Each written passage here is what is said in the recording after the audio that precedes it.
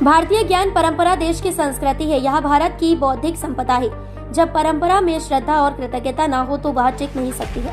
हमारी परंपरा इसीलिए टिकी हुई है कि इसमें श्रद्धा और कृतज्ञता है।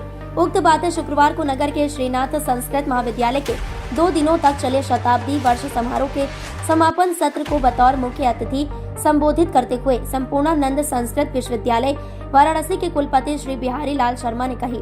लाल बहादुर शास्त्री राष्ट्रीय संस्कृत विश्वविद्यालय के कुलपति प्रोफेसर मुरली मनोहर पाठक ने कहा कि संस्कृत का उन्नयन जो इस महाविद्यालय में दिखा, ऐसा मुझे किसी संस्कृत महाविद्यालय में देखने को नहीं मिला है। हाटा विधायक मोहन वर्मा ने कहा कि यह महाविद्यालय अपने जिन उद्देश्यों को लेकर चल रहा, उससे समाज को संस्कार की शिक्षा मिल रही है। देश के विकास के लिए संस्कार युक्त समाज की आवश्यकता है, जिसे पूरा करने में यह महाविद्यालय अग्रसर है। इसकी जितनी भी प्रशंसा की जाए वह कम ही है। इलाहाबाद विश्वविद्यालय के संत प्रकाश तिवारी ने कहा कि संस्कृत विद्यालय प्राचीन धरोहर है। ये अपने नियमों से विचलित नहीं होते हैं। संस्कृत नैतिक मूल्यों को नियंत्रित करती है। डॉक्टर केसी चौरसिया ने कहा कि विश्व की समस्त समस्याओं का समाधान करने संस्कृत सक्षम है। अपने स्थापना के शताब्दी वर्ष के अवसर पर महाविद्यालय ने professor Rajneesh Kumar Shukla, professor Murli Manohar Pathak, Bihari Lal Sharma, doctor SPG Dwivedi, doctor Shivshankar Shahi, doctor Trivikram Mani Tripathi, Priya Kushwaha, Ayush Prajapati और वृक्ष मित्र शारदा सिंह को श्रीनाथ सम्मान से सम्मानित किया गया। वहीं महाविद्यालय से संलग्न प्राथमिक विद्यालय से सेवानिवृत्त हुए शिक्षक जय गोविंद मणि को कुलपति सहित अतिथियों व शिक्षकों सहित प्रबंध समिति ने विदाई दी। समारोह की अध्यक्षता सदानंद शुक्ला ने की। स्वागत प्रबंधन समिति के मंत्री महोपाध्याय गंगेश्वर पांडे ने किया। सबसे पहले अपना परिचय दें। मैं मुरली मनोहर पाठक, कुलपति श्री लाल बहादुर शास्त्री राष्ट्रीय संस्कृत विश्वविद्यालय नई दिल्ली।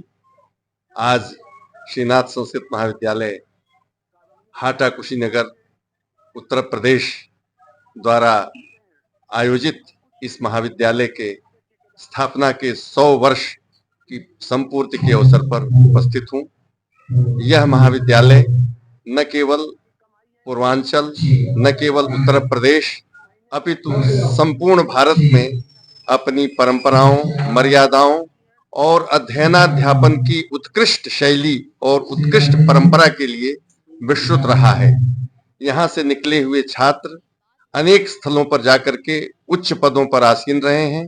यहाँ की विद्या की ये प्रतिष्ठा रही है कि यहाँ के विद्यार्थी जहाँ भी रहे हैं, जहाँ भी गए हैं, वहाँ उन्होंने यशः अर्जन किया है।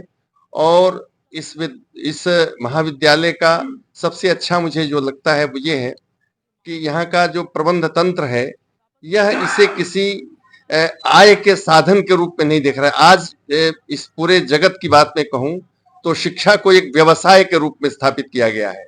मुझे कहते हुए अत्यंत आह्लाद की अनुभूति हो रही है कि यह संस्कृत महाविद्यालय किसी आजीविका का साधन न हो करके बच्चों को आजीविका का साधन प्रदान करने की दिशा में अग्रसर है और इसमें बहुत कुछ कर रहा है।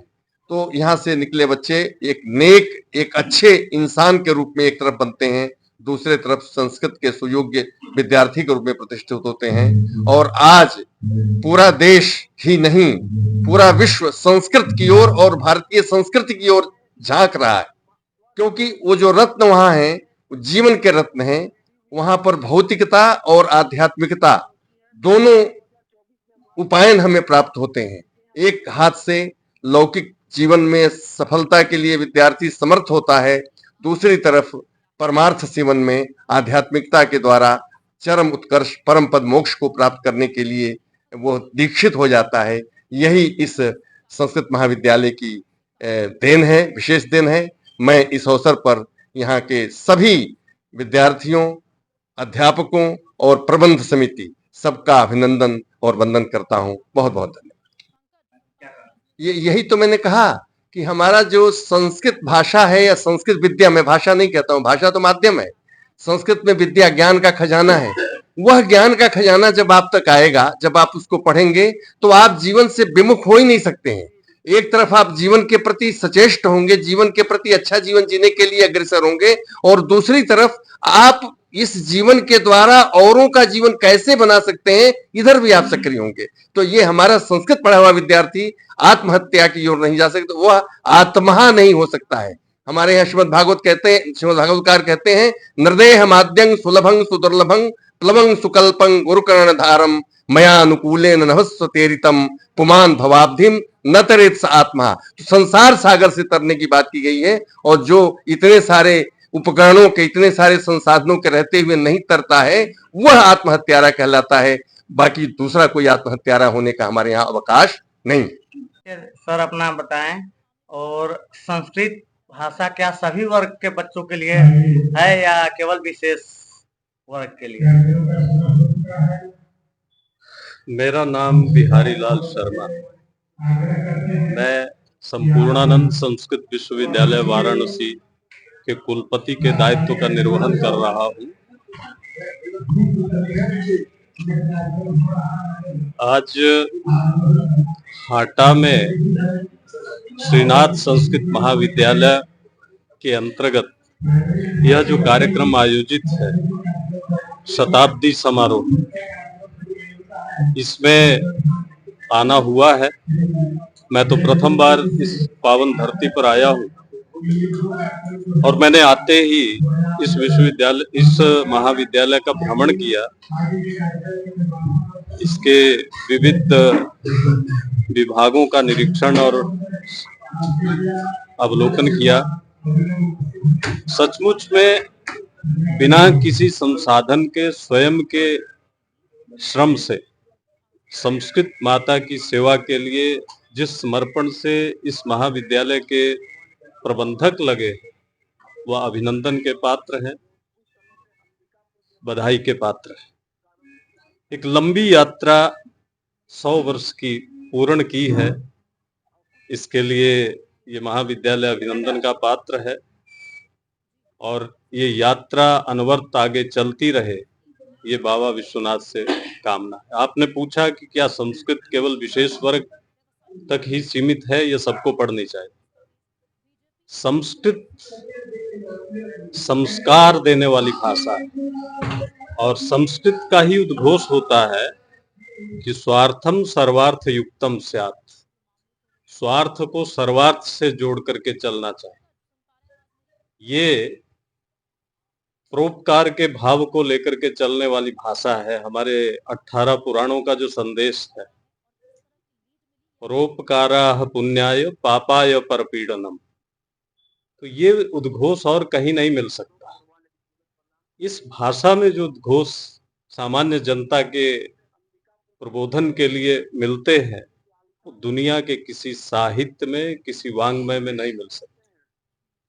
हम जब ये कहते हैं कि अयम निजा परो वेति गणना लघु चेतसाम उदार चरिता नाम तु वसुधैव कुटुंबकम, या आत्मनः प्रतिकूलानि परेशान न समाचरित, इस प्रकार के जो उद्घोष हैं, ये आपको दुनिया के किसी और वाङ्मय में इस रूप में नहीं मिले। इसलिए संस्कृत सबकी है, सबको संस्कारों से युक्त होकर के चलना है। एक सभ्य समाज के निर्माण के लिए संस्कृत परम आवश्यक है। संस्कृत के बिना न व्यक्ति के व्यक्तित्व का सर्वांगीण विकास हो सकता है, न सभ्य समाज का निर्माण हो सकता है। इसलिए सभ्य समाज का निर्माण अगर हमको करना है, व्यक्ति के व्यक्तित्व का विकास अगर हमको करना है, तो संस्कृत के प्रकाश में ही ये संभव हो सकता है, उसके बिना नहीं हो सकता। और संस्कृत इंसान को इंसान बनाने की भाषा, संस्कृत इंसान को मशीन बनाने के लिए नहीं है। और आजकल के युग के विद्यालय और संस्कृत महाविद्यालय विद्यालय में संस्कृत विषय पे आप इसमें अंतर बताएं। रजनीश कुमार शुक्ल, मैं प्रोफेसर हूँ संपूर्णानंद संस्कृत विश्वविद्यालय। सबसे महत्वपूर्ण बात यह है कि तो अंतर केवल और केवल मनुष्य के निर्माण और उसके तरीके का है, कैसा मनुष्य बनता है। आज जब दुनिया संत्रास से भरी हुई है, भय से भरी हुई है, अविश्वास से भरी हुई है, इसमें एक अच्छा मनुष्य बनाना जरूरी है और ये महाविद्यालय संस्कृत वाङ्मय के माध्यम से अच्छा मनुष्य बनाने का यत्न कर रहा है और यही 100 वर्षों से करता आया है। सामान्य रूप से जो शिक्षा प्रणाली हमने स्वीकार की थी राष्ट्रीय शिक्षा नीति 2020 के पूर्व, वह शिक्षित बनाने की प्रणाली नहीं थी, साक्षर बनाने की प्रणाली थी, सूचना संपन्न बनाने की प्रणाली थी। शिक्षा एक मनुष्य को संपूर्ण रूप से मनुष्य बनाता है। आहार, निद्रा, भय, मैथुन, इससे परे जो मनुष्य की पहचान है, जिसको परोपकार के रूप में देखा गया, जिसको त्याग के रूप में, दान के रूप में, ऐसे भाव कहाँ से आएंगे? तो यह संस्कृत महाविद्यालयों से ही आएगा, संस्कृत शिक्षा से ही आएगा। साथ ही सिर्फ इतना ही नहीं है, संस्कृत से भारतीय भाषाओं के बीच आ रही समस्याओं का समाधान भी है, क्योंकि संस्कृत ही है जो भारत की सभी भाषाओं को एक दूसरे से जोड़ती है और एक संस्कृत को शिक्षा के केंद्र में ले आने से भाषाओं को लेकर के इस देश में जो युद्ध का वातावरण है वो खत्म होगा। राष्ट्रीय शिक्षा नीति ने संस्कृत को केंद्र में रख करके इसको खत्म करने के यत्न भी किए हैं और इसके सुपरिणाम भी आ रहे हैं। लेकिन ऐसे में श्रीनाथ संस्कृत महाविद्यालय हाटा जैसी संस्थाओं की भूमिका बहुत महत्वपूर्ण हो जाती है। और अपना परिचय बताएं और हमारे हाटा में आकर के आपको कैसा लग रहा है? मैं डॉक्टर त्रिविक्रम त्रिपाठी, एमडी आयुर्वेद बाल रोग। मेरा विशेष विषय जो विशेषज्ञता का विषय रहा है वह शिशु एवं बाल रोग विषय रहा है और मैंने काशी हिंदू विश्वविद्यालय से एमडी आयुर्वेद बाल रोग में मैंने पढ़ा किया है और मैं पिछले 25 वर्षों से मैं गोरखपुर में अपने चिकित्सा व्यवसाय में हूँ और मैं बाल रोग विषय में विभागाध्यक्ष के पद पे भी हूँ और हाटा तो मेरा आना जाना लगा रहता है। और चूंकि आयुर्वेद अथर्ववेद का उपवेद है और वेदों में संस्कृत भाषा ही है, यह देववाणी है, वेद को अपौरुषेय कहा गया है और चूंकि यह आयुर्वेद संस्कृत के सम्यक ज्ञान के बिना आयुर्वेद का सम्यक ज्ञान असंभव है और इसलिए मुझे इस भाषा से अत्यंत लगाव शुरू से ही रहा है और मुझे यहाँ आकर के बहुत ही अच्छा लगा कि यह एक संस्कृत महाविद्यालय मुझे एक आदर्श महाविद्यालय के रूप में लगा, जिसमें पुस्तक हैं, यहाँ के विद्यार्थी हैं और आपको जान के यह आश्चर्य होगा कि मैं विज्ञान का विद्यार्थी रहा हूँ, उसके बावजूद मैंने शास्त्री तक मैंने खुद संस्कृत में इसमें शास्त्री तक मैंने पास किया है and Shastri is equivalent to BA। और कुछ पूछना चाहे सर, आप के जमाने में कि आज जो मॉडर्न युग की पढ़ाई है, अमेरिका बड़े बड़े देशों में बच्चे पढ़ के आ रहे हैं और नौकरी यहाँ कर रहे हैं, अपने माँ बाप को अनाथालय में भेज दे रहे हैं। क्या संस्कृत के बच्चे यदि संस्कृत भाषा यदि वो पढ़ रहे हैं तो उनके अंदर वह संस्कार आएगा कि माँ और बाप के प्रति स्नेह बना रहे? वैसे ही आप इस बात को रेखांकित कर लीजिए और प्रमुखता से चलाइएगा। ज्ञानम आध्यात्म ज्ञानम, ज्ञान का मतलब ही आध्यात्म ज्ञान है। ये जो हम बाहरी ज्ञान लेते हैं, विभिन्न विषयों को याद करके और जाके कॉपियों में लिख देते हैं, वह ज्ञान नहीं है। इसी कारण से यह बच्चे आत्महत्या कर रहे हैं और यह ज्ञान जो आध्यात्म ज्ञान है, बिना संस्कृत के ज्ञान के यह संभव नहीं है। यह डायरेक्ट रिलेशन है संस्कृत भाषा से और ज्ञान से। ये जो बाहरी ज्ञान है, यह लौकिक ज्ञान है, यह झूठा ज्ञान है जो हम अपने पेट पूजा के लिए, अपने व्यवसाय के लिए, विभिन्न पदों को पाने की लालसा में जो हम सब्जेक्ट, जो हमारे विषय बनाए गए हैं, यह झूठे हैं।